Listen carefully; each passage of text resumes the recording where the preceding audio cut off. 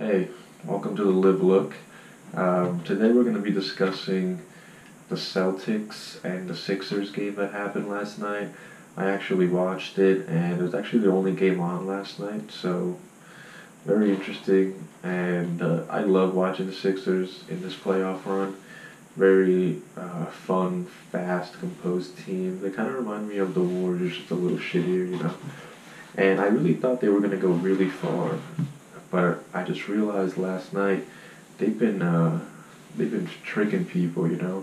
They've been getting away with beating the Miami Heat the first round. So obviously, oh yeah, they beat them 4-1. I mean, it's the Miami Heat. They don't really have anybody. They have D Wade, who's older, and he came back from the Cavs. He wasn't even there the whole year.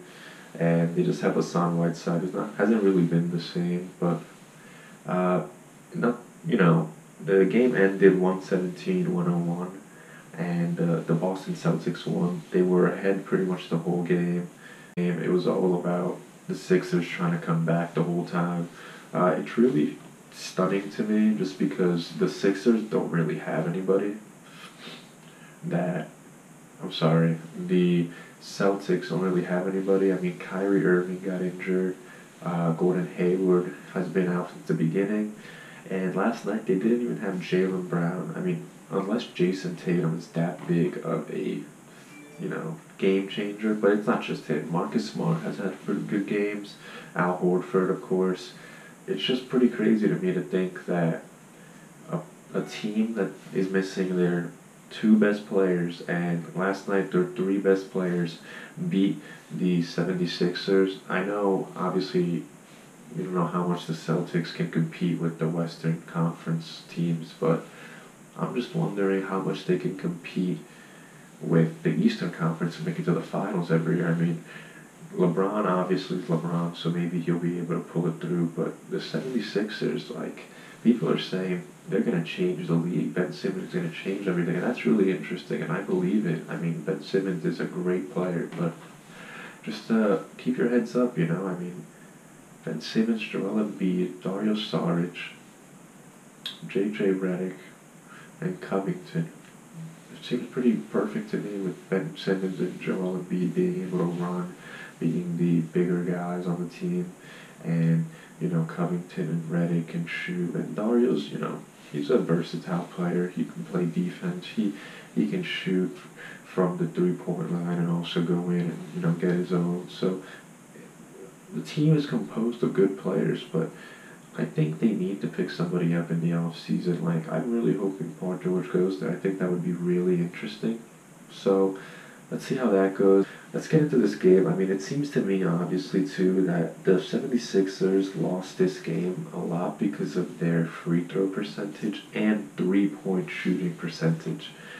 Like, I don't want to be a stats guy, but I looked this and I noticed that the free throw, let's see, the Celtics shot a 94% free throw percentage last night altogether, as in the 76ers shot a 74% altogether. I mean, that says it right there. That's a big difference. They went 18 for 19 from the free throw line, as in the 76ers went 26 for 35. I mean, it's just a matter of missing shots here and there, but they all add up. And that's right there is a 9-point game, 9 games, 9 points. So they would be at 110. And then here's another huge factor is the three-point percentage, the three-point shooting percentage for the 76ers was 19% about, while for the Celtics it was 48%. That's also a huge factor. If they make more threes, they win this game. So obviously you're saying, well, that's obvious. I mean, come on, if you watch the game. But it's really interesting to just look at stats at times and see that, if they would have taken more time to learn how to shoot free throws, the whole game could have been changed. Maybe they would be more comfortable with getting fouled. They'd play a different type of way. And I think that's really what's key about the really good players and about systems like Greg Popovich's and like the Boston Celtics. Brad Stevens is a really good coach, so he definitely took time to make sure that his players could all shoot free throws at a decent level. So this is a really bad look for the 76ers because they lost and the Celtics had nobody. And so yeah, Celtics were home, so I guess you could give them that. But I don't know. Let's see game two. Hopefully they can give themselves a better look going back into Philly game three. I don't know. I'm just hoping that things will work out and the 76ers can at least prove themselves and at least show that they're going to be a competitive team in the future. I'm hoping they win. I have them winning. That was my prediction from the start, and I'm not changing it. But the Celtics are definitely going to be a good team in the future, and I think it's about time. I mean, they've been rebuilding for a lot of years now, so I just wanted to go over that game. Ben Simmons, great player. I have respect for all of these players. I actually like the Sixers more.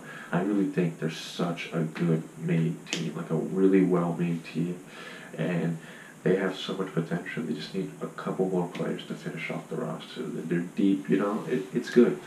So that's just my review of that last night's game. Tonight, I think the Warriors play the Pelicans, and if I'm not mistaken, the Cavs play Toronto. So it'll be a really good night tonight to watch these basketball games, and I'll keep you guys updated tomorrow with updates of those games, and we'll talk about it, discuss how they went.